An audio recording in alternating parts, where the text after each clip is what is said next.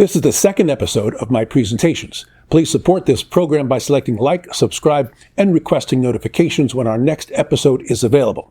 In 2021, at a meeting in Lisbon, Portugal, I was asked to talk about the future of the field of hair restoration.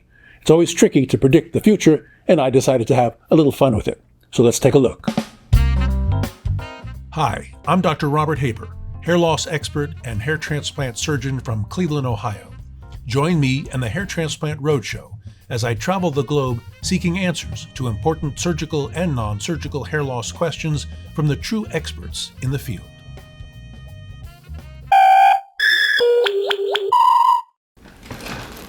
Hi, I'm Bob Haber, and I've been asked to speak to you about the future of hair restoration and the ISHRS. Could we be entering our final frontier? This is a 5-minute mission to seek out and explore the challenges facing our field and how to boldly prepare for them. Fascinating. Let's get started.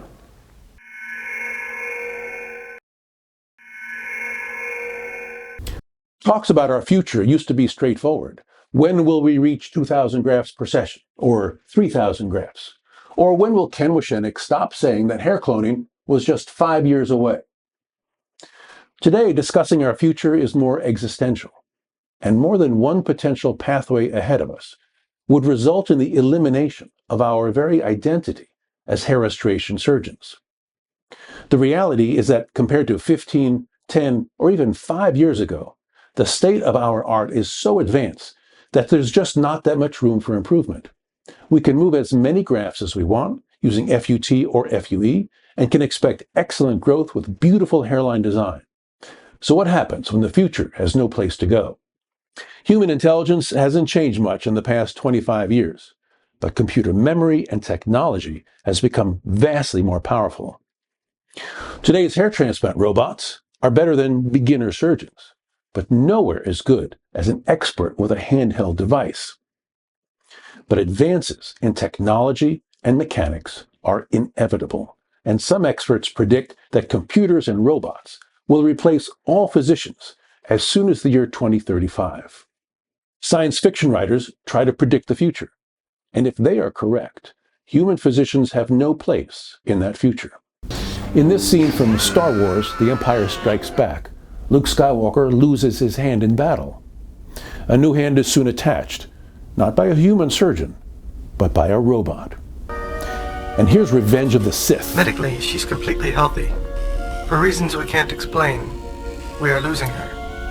We need to operate quickly if we are to save the babies. No human doctor in sight. And with Anakin Skywalker gravely injured, he's tended to, again, not by humans, but by robots, attaching limbs and skillfully performing microsurgery. In Prometheus, the alien is successfully removed.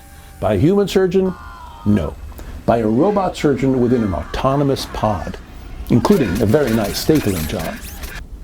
And in Ender's Game, brain surgery, looking suspiciously like a futuristic FUE procedure, is performed without human involvement.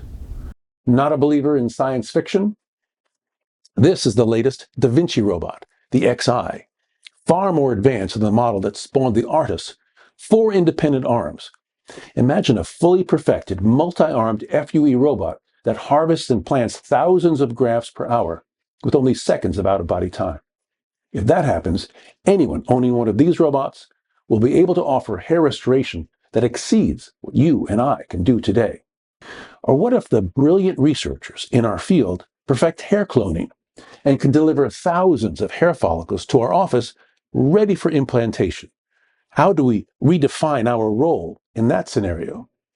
And what if a clever person figures out how to stimulate in hairless epidermis a placode, peg, bulbous peg, and then terminal hair follicle de novo?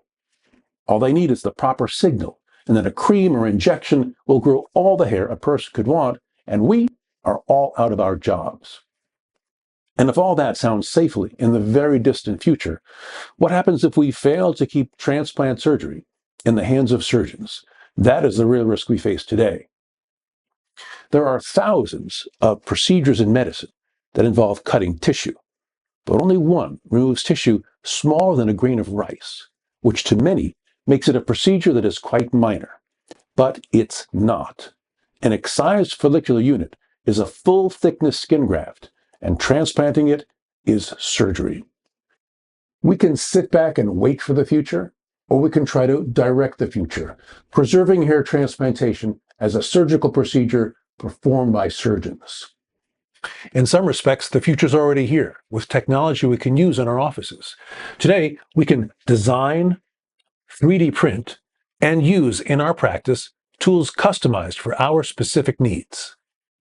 Still, if advanced robots and cloning do come along, we'll have to find another way to make a living. Maybe raising bees and selling honey. Or we'll just have lots of extra time on our hands to explore leisure activities.